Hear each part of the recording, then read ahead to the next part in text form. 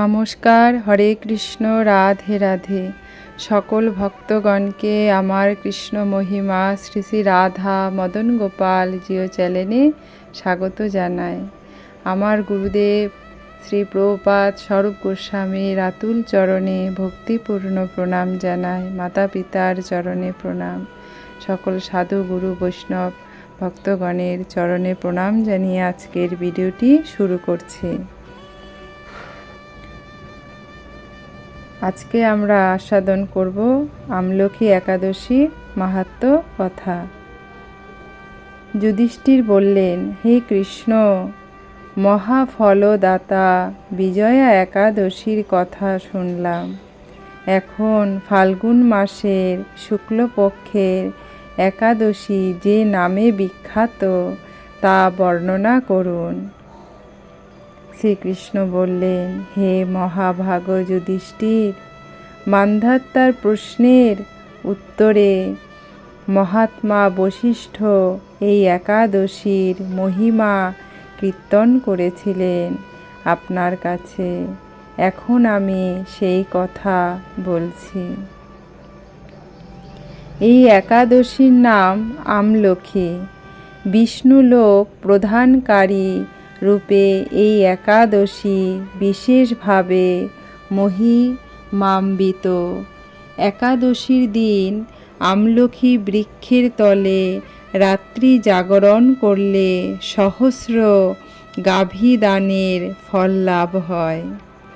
হে পাণ্ডুনন্দন, পূর্বে ব্রহ্মার রাত্রিতে দৈনন্দিন প্রলয় উপস্থিত হলে স্থাবর জঙ্গম সহ দেবতা, অসুর, রাক্ষস সব কিছুরই বিনাশ হয়।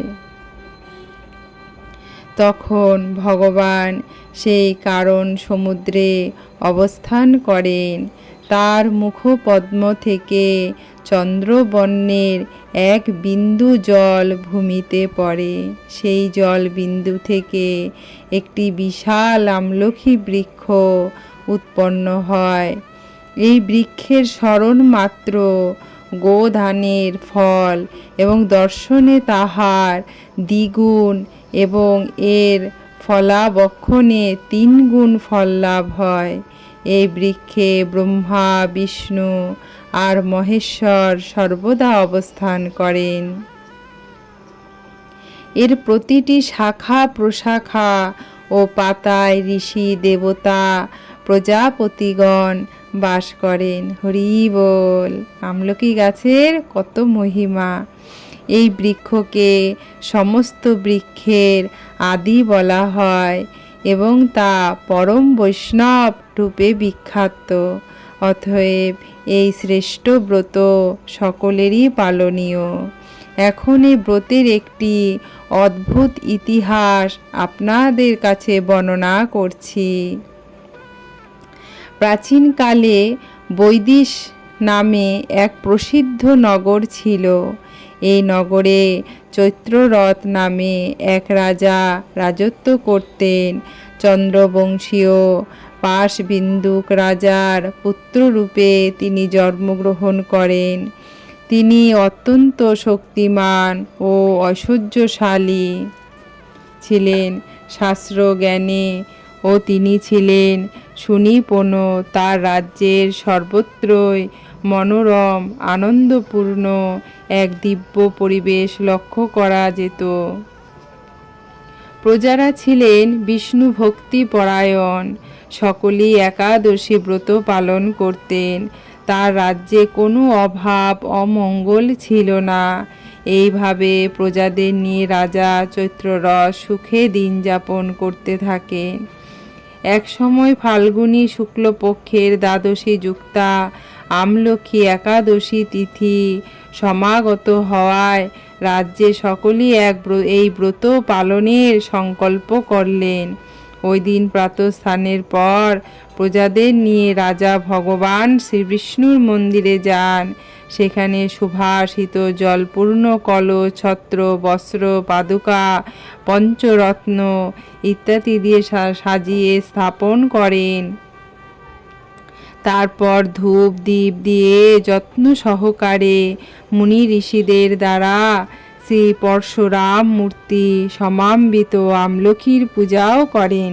হে পরশুরাম, এই রেণুকার সুখবর্ধক এই ধাত্রী, হে পাপ বিনাশিনী আমলকি, তোমাকে প্রণাম। আমার অর্ঘ্য জল গ্রহণ করুন। এইভাবে দিনে যথাবিধি পূজা স্তব স্তুতি নিত্য গীত করে রাজা ভক্তি ভরে সেই বিষ্ণু মন্দিরে রাত্রি জাগরণ করতে লাগলেন। এমন সময় দৈবযোগে একটি বেদ সেখানে উপস্থিত হয়।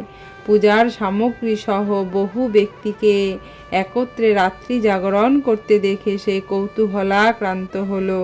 সে ভাবল, এসব কি ব্যাপার। বিষ্ণু মন্দিরে প্রবেশ করে সে বসে পড়ল। কলসের উপর স্থাপিত বিষ্ণু মূর্তি দর্শন করল। ভগবান বিষ্ণু এবং একাদশীর মাহাত্ম্য সে মনোযোগ দিয়ে শুনল। সারাদিন ওই বেদ কিছুই আহার করেননি। এইভাবে ক্ষুধায় কাতর হয়ে সেখানে সে রাত্রি জাগরণ করল। পরের দিন প্রজা সহ রাজা নগরের দিকে যাত্রা করলেন। সেই বেদও তার গৃহে ফিরে গেল। এরপর এক সময় বেদের মৃত্যু হলো। একাদশীতে রাত্রি জাগরণ আর ব্রত প্রভাবে সেই বেদ পরবর্তী জন্মে এক রাজ্যের অধীশ্বর রূপে নিযুক্ত হলো। জয়ন্তী নামে এক নগরী ছিল, সেখানে বিধুরথ নামে এক রাজা বাস করতেন। ওই বেদ বিধুরথ রাজার মহাবলী পুত্ররূপে জন্মগ্রহণ করেন। হরি বল। তার নাম হয় বসুরথ। 1,00,000 গ্রামের আধিপত্য তিনি লাভ করেন। তিনি ছিলেন সূর্যের মতো তেজস্বী, চন্দ্রের মতো কান্তিমান ও পৃথিবীর মতো ক্ষমাশীল। বিভিন্ন সদ্গুণে ভূষিত বসুরথ পরম বিষ্ণু ভক্তি পরায়ণ হন। হে মহাদাতা, রাজা একবার শিকার করতে গিয়ে পথ ভুলে যান। গভীর জঙ্গলের মধ্যে ক্ষুধায় পীড়িত হয়ে তিনি ক্লান্তিবশত শুয়ে পড়েন। এমন সময় কতগুলি পর্বত নিবাসী শ্লেচ্ছ রাজার কাছে এসে নানাভাবে উৎপীড়ন করতে থাকে। রাজাকে তাদের শত্রু মনে করে তারা তাকে হত্যা করতে চেষ্টা করে। পূর্বেই রাজা আমাদের পিতা মাতা পুত্র পৌত্র সবাইকে মেরে ফেলেছে, আমাদের গৃহ ছাড়া করেছে। এই রকম বলতে বলতে শ্লেচ্ছরা রাজাকে হত্যা করতে উদ্যত হয়। তারা বিভিন্ন অস্ত্র শস্ত্র তাকে আঘাত করতে থাকে, কিন্তু আশ্চর্যের বিষয় তাদের সকল প্রচেষ্টায় ব্যর্থ হয়। রাজার কোনো ক্ষতি তারা সাধন করতে পারেননি। তখন রাজার শরীর থেকে নানা অলঙ্কারে বিভূষিতা এক পরমা সুন্দরী স্ত্রী মূর্তি আবির্ভূতা হন। মহাশক্তি ধারিণী ওই নারী অল্প সময়ের মধ্যে সকল পাপী শ্লেচ্ছকে নিধন করল। রাজার নিদ্রা ভঙ্গ হল। এই ভয়ানক হত্যাকাণ্ড দেখে রাজা অত্যন্ত বিস্মিত হলেন। তিনি বলতে লাগলেন, আহা, আমার শত্রুদের হত্যা করে কে আমার প্রাণ রক্ষা করল? এমন কৃপালু কে আছে? আমি তার প্রতি আমার কৃতজ্ঞতা প্রকাশ করছি। এমন সময় দৈববাণী হলো, ভগবান কেশব ব্যথিত শরণাগতকে রক্ষা করবার আর কে আছে? তিনি শরণাগত পালক। দৈববাণী শুনে তিনি ভক্তিযুক্ত চিত্তে গৃহে ফিরে এলেন। তারপর প্রজা সহ মহা সুখে ইন্দ্রের মতো নিষ্কণ্ঠক রাজ্য ভোগ করতে লাগলেন। বশিষ্ঠ বললেন, হে রাজন, যে মানুষ এই পরম উত্তম আমলকি একাদশী ব্রত পালন করেন তিনি নিঃসন্দেহে বিষ্ণু লোক প্রাপ্ত হন। হরি বল। তাহলে সব শত্রু নিধন হয়ে যায়। তাহলে আমাদেরও যত শত্রু আছে ভগবান ঠিক নিধন করে দেবে। তার প্রতি আমাদের যদি শরণাগতি থাকে, তাকে আমরা বিশ্বাস শ্রদ্ধা ভরে যদি আমরা ডাকি সবাই মিলে, হরে কৃষ্ণ কৃষ্ণ কৃষ্ণ হরে হরে, হরে রাম রাম রাম হরে হরে। জয় আমলকি একাদশী তিথি কি জয়, হরি বল।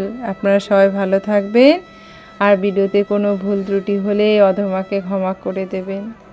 ভগবানের কৃপায় সবাই সুস্থ ভালো থাকবেন। হরে কৃষ্ণ, রাধে রাধে।